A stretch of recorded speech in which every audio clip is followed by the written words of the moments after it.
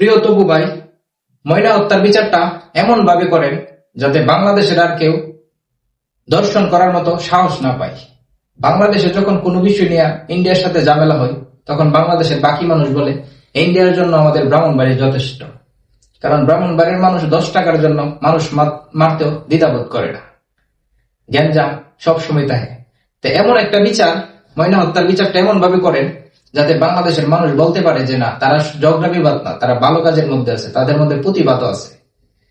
আমাদের ব্রাহ্মণবাড়িয়াবাসীর কাছে অনুরোধ, ময়না হত্যার বিচারটা এমন ভাবে করেন যাতে বাংলাদেশের মানুষ বুঝতে পারে আমরা ব্রাহ্মণবাড়ির মানুষ শুধু ঝগড়া বিবাদে না, আমরা ভালো কাজের মধ্যে আছি, আমরা প্রতিবাদ করতে জানি।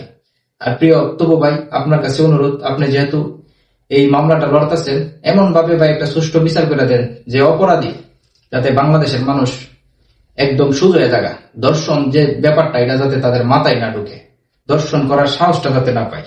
আপনার কাছে আমার অনুরোধ।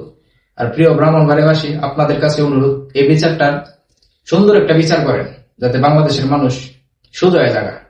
কারণ আজকে ময়না দর্শন হইছে, কালকে আপনার মেয়ে হবে, পরশু আমার মেয়ে হবে, এভাবে সবাই একের পর এক তাদের সাহস বেরিয়ে যাচ্ছে। কারণ বাংলাদেশে ইদানিং 2 দিন পরে পরে ছোট ছোট শিশুরা দর্শন করা হইতেছে। তো এটার এমন একটা বিচার করেন যাতে সবাই সুযোগ হয়ে থাকা।